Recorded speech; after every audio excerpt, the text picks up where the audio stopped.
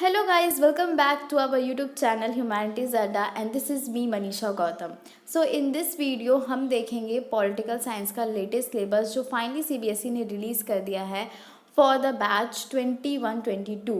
सो इससे पहले वाला जो बैच था बैच 2021 उनका जो पॉलिटिकल साइंस का सिलेबस था वो बहुत ज़्यादा कंफ्यूजिंग था क्योंकि बहुत ज़्यादा चीज़ें डिलीट की गई थी फिर ऐड की गई थी, तो बच्चों के लिए बहुत ज़्यादा कंफ्यूज हो गया था कि उन्हें क्या पढ़ना है, कौन सा चैप्टर पढ़ना है। और बहुत सारे चेंजेस भी हुए थे, चैप्टर डिलीट हुए थे, नए टॉपिक ऐड हुए थे।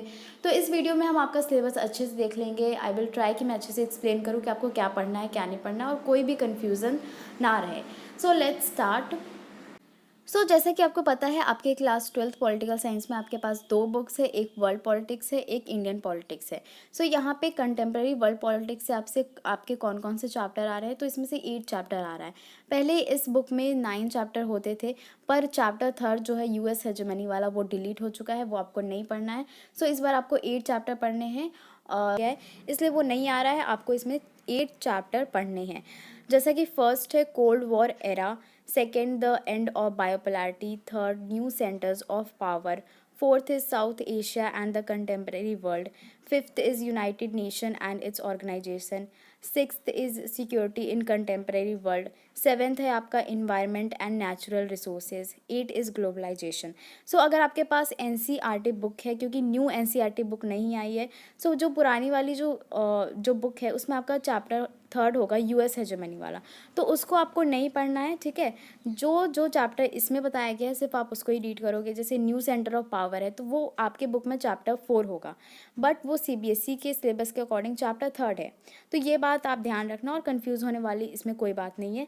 अब जो आपका सेकेंड बुक है politics in India since independence, इसमें भी 8 चैप्टर्स हैं। ओके, पहले इसमें भी 9 चैप्टर होते थे, बट जो चैप्टर नंबर 2 है the era of one party dominance वाला, कांग्रेस वाला, वो ऑफिशियली डिलीट हो गया है।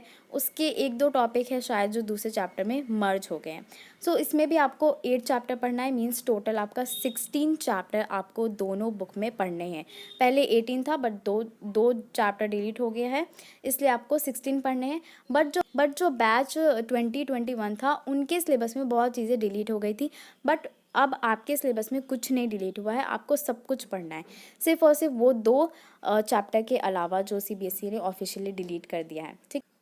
Politics in India since independence में आपका है challenges of nation building, planning and development, India's foreign policy, parties and party system in India, democratic resurgence, social and new social movements in India, regional aspiration, Indian politics, strengths and development। इसमें भी आप देखोगे अगर आपके पास पुरानी NCERT book है तो उसमें चैप्टर नेम जो होगा वो डिफरेंट होगा, बट इसमें डिफरेंट है क्योंकि सीबीएसई ने चैप्टर नेम भी चेंज कर दिया है, but the content is same. Content आपका सेम है, चैप्टर नेम चेंज हुआ है, इसलिए इसमें भी कंफ्यूज होने वाली कोई बात नहीं है। इसमें आपके मार्क्स भी बताए गए हैं कि किस चैप्टर से कितने नंबर के क्वेश्चन पूछे जाएंगे आपके बोर्ड एग्जाम में। जैसा कि चैप्टर 1 और 2 दोनों से आपका 12 मार्क्स का क्वेश्चन आएगा, तो आप सपोज कर सकते हो कि 6 मार्क्स का क्वेश्चन आ जाए दोनों चैप्टर से, ठीक है। तो ये भी आपको अच्छे से देख लेना है। और इस सिलेबस की पीडीएफ मैं टेलीग्राम चैनल पे अपलोड कर दूंगी, और otherwise I will provide the link, आप वहाँ से जाके ये सिलेबस डाउनलोड कर सकते हो और इसे अच्छे से देख सकते हो। और क्या है सिलेबस में हम देख लेते हैं।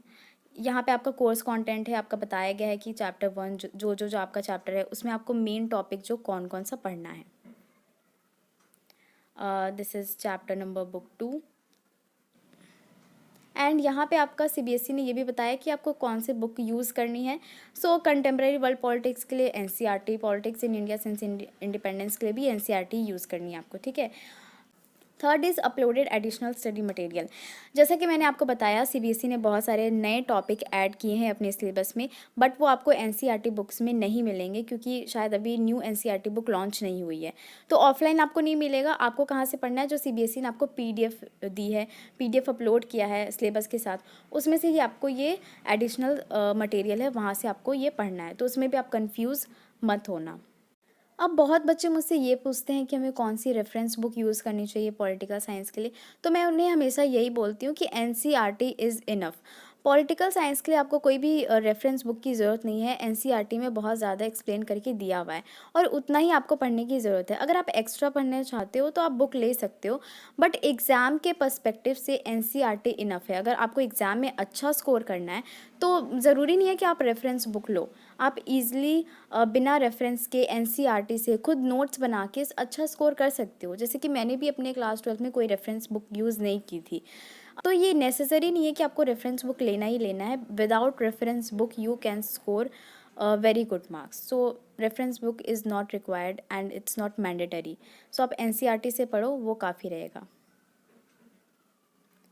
अब यहाँ पे आपका दिया गया है प्रोजेक्ट वर्क। जैसे कि थ्योरी पेपर आपका 80 मार्क्स का होता है और प्रैक्टिकल आपका 20 मार्क्स का होता है। सो प्रैक्टिकल में आपका 10 मार्क्स का वाइवा होगा और 10 मार्क्स का आपका प्रोजेक्ट वर्क का होगा। सो प्रैक्टिकल में तो आपका बहुत टाइम है अभी। सो आप ये सिलेबस अच्छे से देखो, इसको समझो, क्योंकि ऐसे बहुत ज़्यादा स्टूडेंट होते हैं जो एंड पॉइंट पे आके पूछते हैं कि सिलेबस क्या है। उन्हें सिलेबस पता ही नहीं होता, वो कंफ्यूज रहते हैं। तो आपको सिलेबस पता होना ज़रूरी है कि आपको पढ़ना क्या है, उसके हिसाब से आप अपनी स्ट्रैटेजी बना सकते हो। So you must know the current syllabus, जो आपका लेटेस्ट सिलेबस आया है, आपको वो जानना ज़रूरी है। जैसा कि मैंने ऑलरेडी सब कुछ इसमें एक्सप्लेन कर दिया है। अगर आपको फिर भी कोई कन्फ्यूज़न है तो आप कमेंट सेक्शन में पूछ सकते हैं। Okay, so till then thanks for watching this video. Like this video, share this video and subscribe our YouTube channel.